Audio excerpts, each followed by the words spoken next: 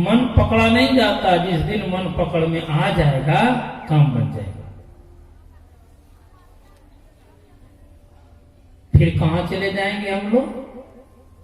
श्री नारायण स्वामी कहते हैं, शशि ना सूर दिवस ना रजनी, नहीं शाम नहीं भोर, आप देखे तो कर मिटावत शिव नारायण हो।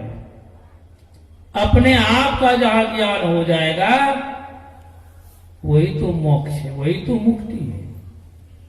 और वो बाहर में कहीं नहीं होगी, अपने अंदर में होगी। तीर्थधाम में भी जाने से नहीं होगा। इसीलिए पलटू साहब लिखते हैं, सात पुरी हम देखिया, देखा चारों धाम, देखा चारों धाम, सवन में पत्थर पानी, कर्मन के बस पड़ा जीव मुक्ति की राह भुलानी, चलक चलक पग थके छीन भई अपनी काया, काम क्रोध नहीं मिटे बैठ के खूब नहाया, ऊपर डाला धो मैल दिल बीच समानी, पाथर में गया भूल संत के मरमन जानी, पलटू नाहक पचमुए संतन में है नाम, सातपुरी हम देखिया, देखा चारों। कहीं चले जाइए क्या मिलेगा? पत्थर और पानी, इसके सिवा कहीं कुछ नहीं मिलेगा। ये जीव कर्म के बंधन में फंसा हो, इसी से छुड़ाना है। इसके लिए आपको अंदर में ही चलना पड़ेगा। आवरण का भेदन होगा। हम लोग कहां पड़े हुए हैं? परमानंद श्री सदगुरु महाराज के अमृतवाणी हेतु तो उतर पड़ी वो तब माए, अंधकार में पड़े। अब फिर निशब्द में या ही ते पड़ी गयो दूर चलो निशब्द, निशब्द में जाना बड़ी लंबी दूरी है। इसको कहते लंबा मार्ग दूरी है, बहुत लंबा मार्ग। कहने के लिए तो बड़ा शॉर्ट है, छोटा है, लेकिन बड़ा लंबा मार्ग। विकट पंथ बहुमार, चलने में अनेक तरह की कठिनाइयां होती है। जो चलते हैं उनको पता चलता है, चलने वाले को पता चलता है। इसलिए हम लोग अपने अंदर में चले, गुरु संबल लेकर के आगे बढ़ेंगे, अंधकार खत्म होगा, प्रकाश में जाएंगे। ये भी आवरण है, इनका भी भेदन करना पड़ेगा। और इसके आगे है सत्य, शब्द के पार में जाएंगे तब है निःशब्द। अभी तो हम लोग अंधकारे में पड़ा रहे, भूमि पर अछुअंचा आकाशा, आकाश छू सकेंगे नहीं। इसके लिए धीरे धीरे उठाइए।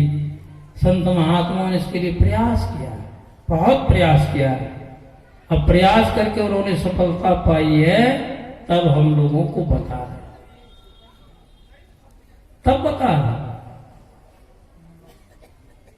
ऐसे नहीं बता रहे। अभी हम लोग सुन रहे थे कि योग को महर्षि पतंजलि ने 8 भाग में बांट दिया। प्रत्येक को पूरा करना पड़ेगा। जिसमें सबसे पहला क्या है?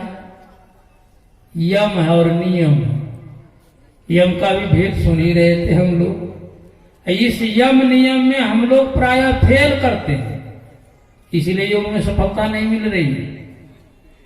आप कहेंगे स्वयं नियम क्या है हम लोग फेल करते हैं? विचार करके देख लीजिए। सत्य है, सत्य में हम लोग फेल है कि पास? दूसरा कोई नहीं बताएगा, अपने से बताइए। फेल है, इसमें कहीं न कहीं फेल है। अहिंसा, किसी भी तरह की हिंसा नहीं होनी चाहिए।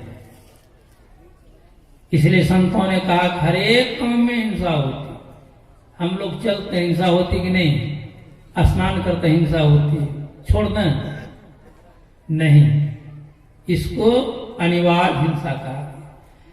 इसका प्रायश्चित होता है। यहां जो चर्चा हो रही है वाद हिंसा की। वाद हिंसा मतलब जो हिंसा नहीं करनी चाहिए वो मत कीजिए, तब आगे बढ़िए। आस्ते मतलब चोरी नहीं करनी, अपरिग्रह, आवश्यकता से अधिक संग्रह नहीं होनी चाहिए। उतना भर तो सबको चाहिए, बाबू हो कि बाबा, उतना तो सबको चाहिए भाई। इसीलिए कवि साहब ने लिखा, साईं इतना दीजिए जामे कुटुंब समाए, अब मैं भी भूखा ना रहूं साधु न भूखा जाए, लेकिन आवश्यकता से अधिक नहीं।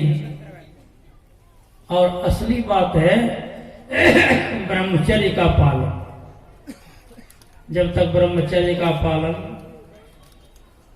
नहीं होगा तो हम लोगों के अंदर में वो ब्रह्म ज्योति नहीं प्रकट होगी। इसी को कवि साहब लिखते हैं, पानी में आग लागे तीनों लोग सूझे का मतलब, पानी मतलब जो ब्रह्मचर्य की रक्षा करता है उसके अंदर में ब्रह्मावली प्रकट होती है। जिनको प्रकाश होता है तीनों लोग सूझने लगता है। फिर नियम भी है, शौच का तो पवित्रता को, केवल बाह्य पवित्रता ही नहीं चाहिए, बाह्य पवित्रता भी चाहिए।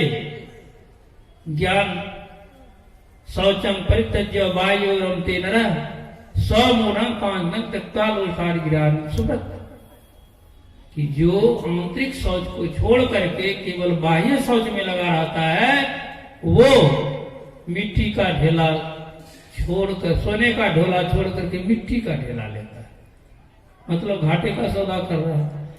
इसलिए बाहर भी पवित्रता से रहिए, अंदर कैसे पवित्र होगा, बेविचार नहीं कीजिए।